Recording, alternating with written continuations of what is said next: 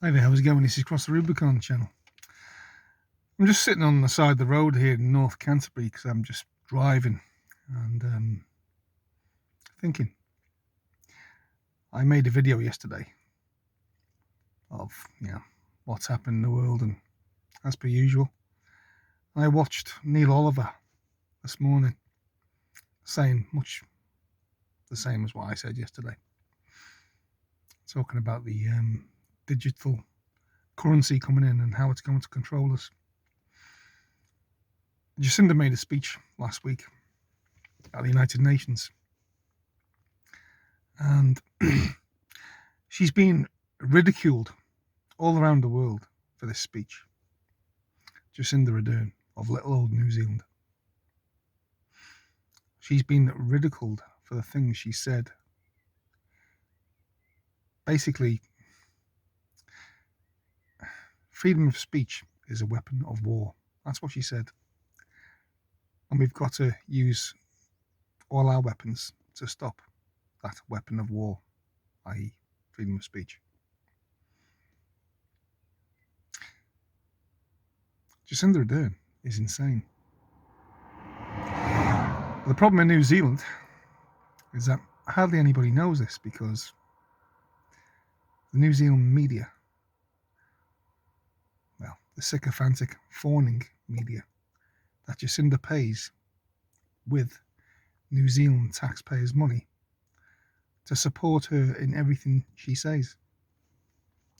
$55 million a year, that's hard cash, plus hundreds of millions in advertising that they get. And if they don't support Jacinda Ardern and what she says, the government narrative, and, well, dare I say it, radical extremist Maori narrative too, and the globalist narrative, then the media in New Zealand don't get funding. And that's the way it works in New Zealand. And most people, I wouldn't say the vast majority, but maybe 60 or 70%, have no idea that this is happening in New Zealand. I said yesterday in my video that I fell out with friends. One particular friend who was a great friend of mine, but she is just died in the mud.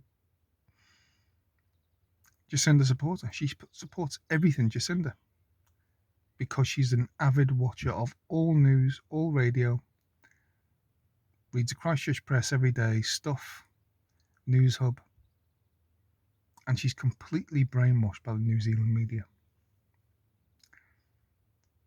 The New Zealand media are committing a crime against everybody in this country, and everybody that sails in the New Zealand media, I believe, is a criminal and committing an act of treason. Not to mention what Jacinda and all these politicians are doing in New Zealand, even opposition politicians.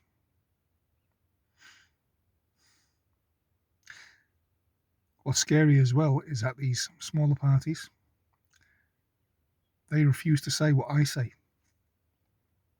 They just won't focus on what I say, and instead give people like me a wide berth, especially me, because I don't fear what they do to me. So these people who are vying to get into some kind of power, being weak at the knees now, on a very low level, what would they be like in power? What would they be like? Anyway, I just thought I'd pull over to the side of the road and have my say. Watch my video from yesterday and check out Neil Oliver's latest video. I'll leave a link below. And like I said, I'm not sure the whole world, because they're at war with the whole world. These globalists are at war with us. And the leaders of nations have all been specifically chosen to be leaders of nations. And the World Economic Forum, Klaus Schwab, George Soros, many others, have put these people in power via nefarious means.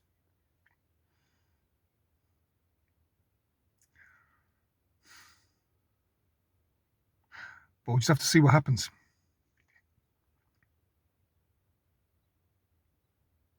I've got a phone call coming through. Just so happens. But anyway. Voting. I'm not sure voting is going to get us out of this, because we know what politicians do. They say they're going to do this, that, and the other. And when we vote them in, they don't do anything. We need radical change. A world revolution, if you like, in all countries. And these globalists and these people who serve these globalists, i.e.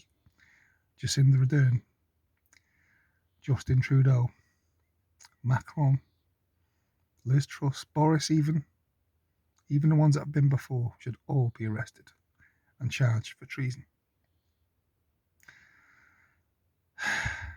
That's only what I think. This is Cross the Rubicon. Please share this everywhere. And leave a comment and subscribe. See you later.